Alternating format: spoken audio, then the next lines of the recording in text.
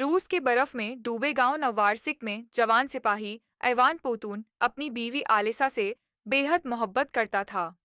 Alisa हामला थी और दोनों अपने पहले बच्चे के इंतजार में खुशी से दिन गन रहे थे। मगर अचानक जंग छिड़ गई। ऐवान को मुहाज पर जाना पड़ा। जाने से पहले वो आलिसा के सामने घुटने टेक कर बोला, मैं वापस आऊंगा, तुम दोनों के लिए। आलिसा ने उसका हाथ सीने से लगाकर कहा, मैं तुम्हारा इंतजार करूंगी आखिरी सांस तक। जंग और पीछे तन्हा औरत जंग के शौर ने सब कुछ बदल दिया। गांव खाली होने लगा। बमबारी करीब आ गई। आलिसा का पेट बढ़ रहा था, मगर हिफाजत कम होती जा रही थी। एक रात गांव पर शदीद हमला हुआ। घरों की छतें उड़ गईं, शीशे टूट गए, धुआं एवरीवेयर। आलिसा जख्मी होकर बेहोश हो गई। उसके जिस्म पर बर्फ जम गई, सांस मद्धम हो गई। गांव वाले भाग रहे थे। उन्होंने एक झलक देखी और कहा, उसके तो सांस भी नहीं, ये नहीं बची। उन्हें जल्दी थी, ना वक्त, ना हिम्मत।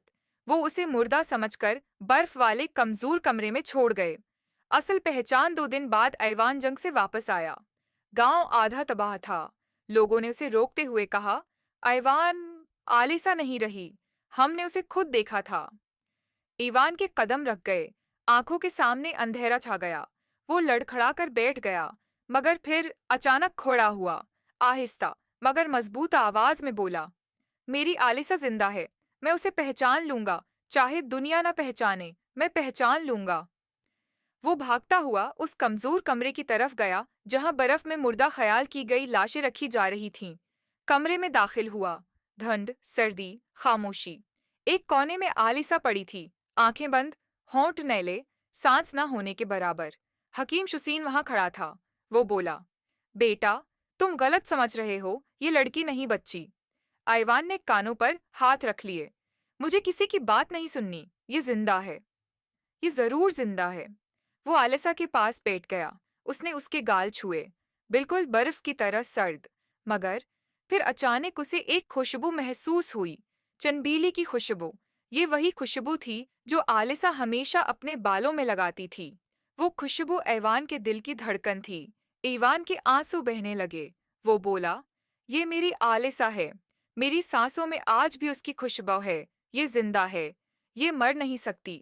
उसने आलिसा को अपने बाजुओं में उठाया, उसे अपने सीने से ऐसे लगाया जैसे अपनी जान थाम रहा हो। जिंदा होने का लम्हा। ईवान ने अपनी टोपी उतारी, उसे आलिसा के चेहरे पर रखकर गर्म सांसें भरें। अपनी जैकेट उतारकर उसे लिपेट दिया। अपनी आंखों से उसकी आंखों को गर्म करने लगा। और अचानक आलिसा की पलक हल्की सी लर्जी।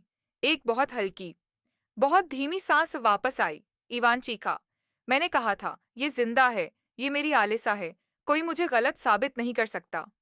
हकीम भी हैरान रह गया। उसके चेहरे पर यकीन का निशान आया। बच्चा, मुस्तकबल का सदर चंद हफ्तों बाद जंग खत्म हुई। इसी बर्फ में जिंदा लौटने वाली औरत ने एक बेहद कवी, खूबसूरत बच्चे को जन्म दिया। ऐवान ने बच्चे को गोद में लेकर कहा, तुम वो हो जो मौत को भी शिकस्त देकर दुनिया में आए हो। तुम्हारा नाम होगा अलेक्जेंडर पोतून। यही बच्चा बड़ा होकर नौवार्सिक का सबसे बहादुर सद्र बना। उसे हमेशा याद रहा, उसकी माँ जिंदा न रहती अगर उसे पहचान लेने वाला कोई और नहीं, सिर्फ उसका बाप होता।